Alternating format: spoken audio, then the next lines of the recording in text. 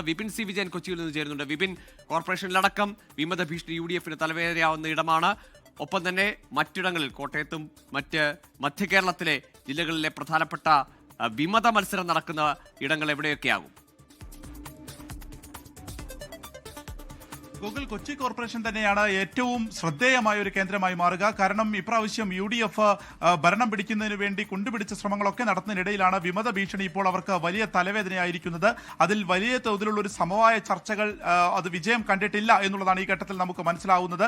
10 പേരോളം വിമതർ ഇപ്പോൾ തന്നെ രംഗത്തുണ്ട് UDFന് എതിരെ എന്നുള്ളത് മനസ്സിലാക്കുന്നു. അതിൽ ജോസഫ് അലക്സ്, കഴിഞ്ഞ തൃക്കാക്കര നിയോജക മണ്ഡലത്തിന്റെ അന്നത്തെ അവിടുത്തെ ചെയർമാനായിട്ട് പ്രവർത്തിച്ചിരുന്ന ജോസഫ് അലക്സ് വരെ അതിൽ വിമതനായി ഇപ്പോൾ രംഗത്തുണ്ട്.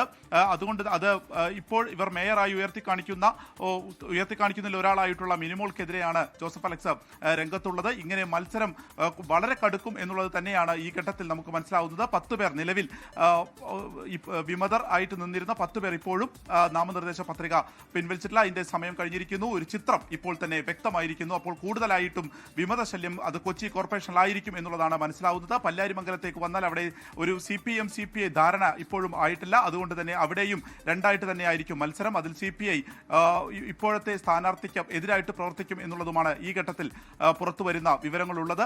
ഈ ഏറ്റവും കൂടുതൽ കട്ടപ്പനയിലും അതുപോലെ തന്നെ തൊടുപുഴയിലും ഇവിടെയാണ് UDFന് ഏറ്റവും കൂടുതൽ വിമത ശല്യം നിലനിൽക്കുന്നത്. അതിലേറ്റവും എടുത്തു പറയേണ്ടത് കട്ടപ്പനയിലാണ്. കട്ടപ്പനയിൽ ഏകദേശം 10 പേരാണ് അവിടുത്തെ നഗരസഭയിൽ UDFന് വലിയ തലവേദനയായിട്ട് നിൽക്കുന്നത്, അല്ലെങ്കിൽ വിമത ഭീഷണിയായിട്ട് നിലനിന്ന് അതിൽ 2 പേരെ ഔദ്യോഗിക സ്ഥാനാർത്ഥികളാക്കുക എന്നുള്ളതായിരുന്നു ഈ ഘട്ടത്തിലും ഉയർന്നു വന്നിട്ടുള്ള ഒരു സമവായ ചർച്ചകളുള്ളത്. അവർ അതിലേക്ക് എത്രത്തോളം വന്നിട്ടുണ്ട് എന്നുള്ളത് അല്പസമയത്തിനുള്ളിൽ തന്നെ നമുക്ക് ആ വിവരങ്ങൾ ലഭിക്കും എന്നുള്ളതും അറിയുന്നു. മുസ്ലിം ലീഗിനെ സംബന്ധിച്ച് അവർക്ക് ഒരു വിമത ശല്യം ഉണ്ടായിരുന്നത് തൊടുപുഴയിലാണ്. പക്ഷേ ആ വിമതൻ ഇതുവരെയും പത്രിക അവർ പിൻവലിച്ചിട്ടില്ല. അതുകൊണ്ട് തന്നെ തൊടുപുഴയിൽ നിൽക്കുന്നു.